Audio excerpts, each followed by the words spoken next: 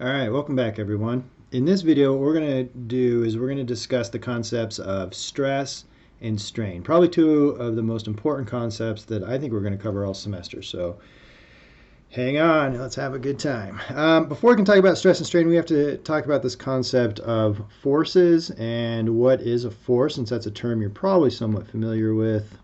But we want to dig in a little more detail. Now, when we talk about forces, we have a couple different ways we can think about forces. One is if we were to pull on an object, that's what we call tension, versus pushing on an object, that'd be compression, right? Now, shearing force would be, well, scissors are another name for shears. So you can imagine two objects barely separated by a little distance, equal and opposite, creating a force that would cut this right in half, like a karate chop right through there, right? So we have tension, compression, shear. We also have bending, and we'll see more of this in one of our labs later with beam bending. So it's a force that makes it want to either smile or frown. That would be our bending force, right? A bending force is also called a moment. And another force is a twisting force. So this twisting force, you can see the little lines how they're twisting. We call this a torque, so more like drive shafts and things. So those are really the five primary types of forces that we're going to be dealing with. So let me summarize that in notation form. And bam, there you go. So tension, compression, shear, bending moment or bending, and a twisting or a torque. Now, what we really want to be concerned with, if that's the type of force, we want to know the net result or how strong our material is to see if it's going to fail or not, right? Are we going to kill anyone by something breaking? So with that, what we have to do is start talking about a concept called stress. All right, so let me pose this question to you. Let's say that I had this cylinder or rod or something, and I'm pulling on it with 50 kips in each direction. If you're not familiar with the word kip, a kip is 1,000 pounds. What it's saying is this is under tension, which I learned about, with a total force of 50,000 pounds or 50 kips. The question is, will this break the steel cable? And immediately you should start saying, well, it seems like I need more information. And the piece of information that you're missing is, how big is that steel cable? So when we talk about, and I think this is common sense, right? If we have a bigger cable, then it's stronger. So let's make a little assumption here and assume that the cable has a 2-inch cross-sectional area. Now that we know that, we can say that that force is supported over that 2-inch cross-sectional area. So if we're going to say that, then we can now define what that would look like. So if we have a total force of 50 kips, and we're over an area of 2 inches squared, 50 divided by 2 is 25, so I end up with 25. My unit would be a KSI, and KSI stands for kips per square inch. Similar to if you've seen PSI, means pounds per square inch, same idea. Well, that's really the concept of stress. It's the force, and it's applied over the cross-sectional area. So let's start by defining this new word of stress, new concept of stress. So this is our equation. We do have a Greek letter in there. Don't let that freak you out. That Greek letter is called a sigma. It just represents stress in this situation, trying to match up the same notation that the book is using. So this is just saying that stress is equal to the total force being applied divided by the area. Now, when we talk about this, we do have to look a little at the units we would end up with for force over area. And we have two really units of measure that we have to be concerned with. The first being the standard, what we're still using here in the US, sometimes called the imperial system. And a force could be measured in pounds, and area could be in inches, so that would be one common one. Of course, this is called a pounds per square inch, or PSI, or like I just did, more commonly, since we have such large loads in construction, it would be a kip over square inches, or a KSI. Now in the metric system, it actually doesn't get any easier. Normally you always think metric system's so much easier. Because we're going to introduce a new term in here. We have a Newton is a standard unit of force in the metric system. And if we talk about area, we're talking about meters for the standard unit. So we have newtons over meters squared. And a Newton over meter squared, you may have seen this in physics before, is a Pascal, which is PA.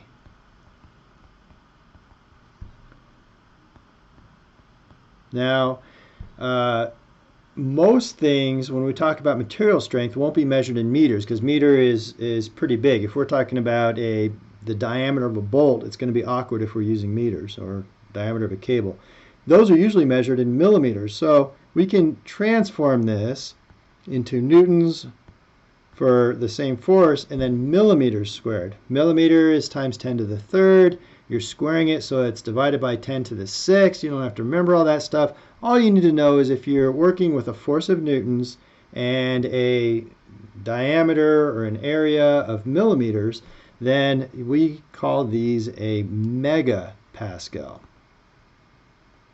Capital M, capital P, lowercase a. And megapascals would be the most common measurement we're going to use in the metric system. When you go to tables and look at material strength, it'll be in megapascals. So just get used to saying mega. If you need to know, mega is times 10 to the 6th. I'm not going to have you convert from pascals to megapascals or anything like that. So let's get back to our example. And once again, we want to know if this cable can handle the 50 kip force. So looking at this example, we have our new concept of stress, which you said is equal to F over A, our force over our area. And we have a total force of 50 kips. Usually the way kips is done is it's a smaller k up in the upper right hand. Over area of 2 inches squared. We've already done this, right? So I ended up with 25 kips per square inch for our stress.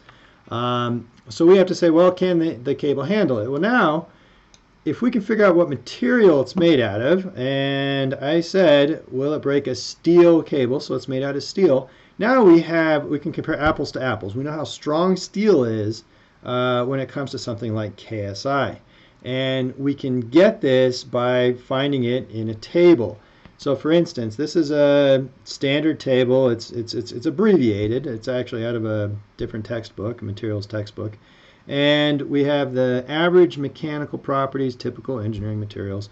So we're talking about steel. These are our steels. Now there are different types of steel. We'll talk more about this later. An A36 steel was real common back in the day. And it's somewhat been replaced by A992 because A992 is a little stronger. But those would be the two most common steels that you'd see on construction sites for like bolts and cables and I-beams and things like that. So, but let's look at the A36 steel one, which is a little bit weaker, I suppose, right? And now up top we have these different columns. We'll talk more about those columns in the next lecture. But right now, what we want to know is, will it break? What is its ultimate strength, right? That means, will it break? Well, we can see that that column is broken into several different types of forces, and we said this is pulling on it, so it's in tension. And so we can follow that column down until we get to A36 steel, and we have a value of 58. It says the unit's KSI. So that means the cable will break at 58 KSI. Well, where are we? We're at 25 KSI, so we are fine. So I'll say therefore. The three dots mean therefore if you haven't seen that before. So now what we can say is that the cable will not break because the 25 KSI is less than that ultimate breaking strength of 58 KSI. So as long as we can look up these material properties in a table, we can know if we are okay or not. So let's go ahead and see if you feel comfortable doing an example. So bam, there's an example problem for us. we're trying to find the average normal stress, or the stress in object A and B. Average normal is the same thing as tension or compression. In this case, we're talking about compression. Same equation, it's just F over A. What I recommend you do is you pause the video and see if you can go ahead and get the stress in cylinder A and the stress in cylinder B. Alright, assuming you tried that, or assuming you just want to watch me do it. Like I said, it's just their simple equation of our stress is equal to the force over our area. So if we want the stress in cylinder A, we have a force of 50 kilonewtons. But remember our units, we have units of newtons and either meters or millimeters, and I think you should always want to use millimeters. Newtons and millimeters and megapascals, meaning if I have a force of 50,000 newtons, so I'm working in newtons and millimeters. Well, what's the area? Now, the area of a circle, so this is that cross-sectional area, right? The area of a circle is pi r squared. However, just like I was saying, in construction, it's easier to use millimeters instead of meters. The other thing that we're often given in construction is diameters, not radiuses. You don't buy a bolt based on the radius. So instead of using pi r squared, what I would prefer is pi over 4 d squared, right? It's the same thing. If you were to put d is equal to 2r and then square it, you would end up with the same business. So with that in mind, if I want the area of cylinder A, I'm going to use that area of a circle, pi over 4. The diameter of that is 40 millimeters. And that whole 40 millimeters is going to be squared. So putting that into a calculator, what I ended up with is 39.8. And my unit would be a newton over a millimeter squared, but we said in metric, if we're using newtons and millimeters, then that's the same thing as a megapascal. So don't let the units throw you off too much. In the worst case scenario, you could just leave it as newtons over millimeters squared, or you could even convert it all to newtons and meters, and then you'd have pascals, right? So for cylinder B, we have the same equation that our stress on cylinder B is equal to the force over the area. And it's the force onto B. So what's pushing down on B?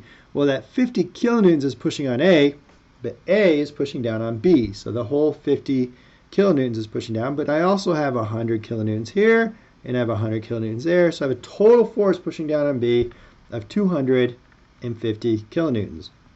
Now, just like before, we said we are going to use our standard unit of newtons. There are 1,000 newtons and 1 kilonewton. So I end up with 250,000 newtons over the cross-sectional area. We said we could use pi over 4. The diameter of that one is 120 millimeters squared. Put that into my calculator, and I ended up with 22.1 megapascals. Now, it might almost seem counterintuitive that the top cylinder is only holding 50 kilonewtons, but the bottom is holding 250. Which one would be more likely to fail if it was made out of the same material? Or which one has a higher stress? And the upper one has a higher stress, cylinder A, because the area is so much smaller. So, so that's a brief example of stress. Let's move on to the other concept we want to talk about today, which is strain. So strain involves this idea that if I were to put a force on here, so before we were talking about putting, let me go in the camera, putting an object in tension. If I were to pull on this in tension, would I expect it to get longer or shorter? Well, I expect it to get longer, right? See how it's getting longer? And same idea, if it was compression, it would get shorter. Well, that's basically what we're talking about with strain. It's that change in length is really what we're talking about with strain. So let's start off with a definition. So if this is what we're saying, that we have compression or tension, I have an initial length and a final length. I can see that in compression it's getting shorter and in tension it's getting longer. Then this would be how we're going to define this concept of strain. So what we're saying is we have another Greek letter here. This one, it's like a, I don't know, goofy looking E or backwards 3. This is the Greek letter epsilon. And we have an equation, and we have LF, which is our final length, minus our initial length over our initial length. Or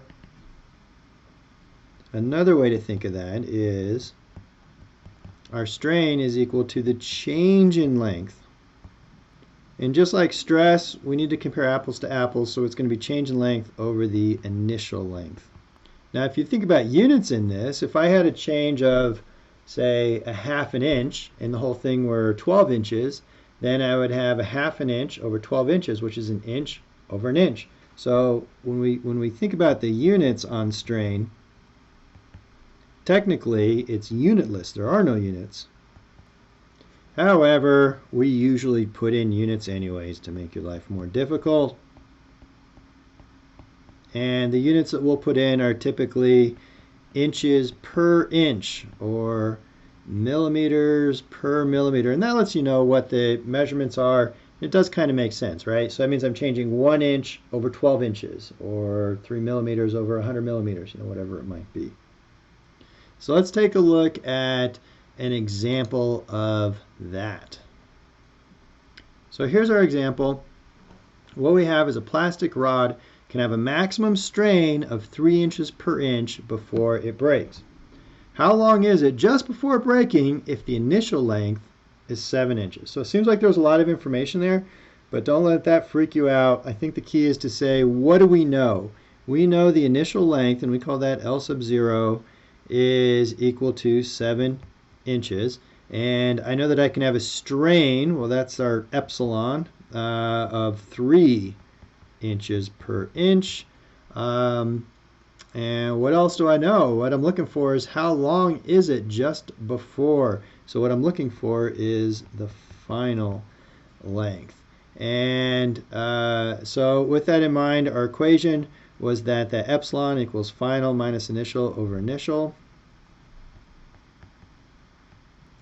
And then I'm just plugging in values. So I have 3 is equal to the final, which is my unknown, minus my initial, which is 7, over my initial, which is 7. So from here, it's just a matter of doing some algebra, and I'm going to have 3 times 7 is 21, and then I'm going to, so I guess I could map this out, right? 21 is equal to the final minus 7, then I'm going to add 7 to both sides, just algebra, so my final is equal to 28 inches. So that's a basic overview of stress and strain. Hopefully you found that informative, and like I said, probably the most important topic we'll cover all semester going forward. So if you have any questions, give me a shout out, otherwise I'll talk to y'all next time. Thanks.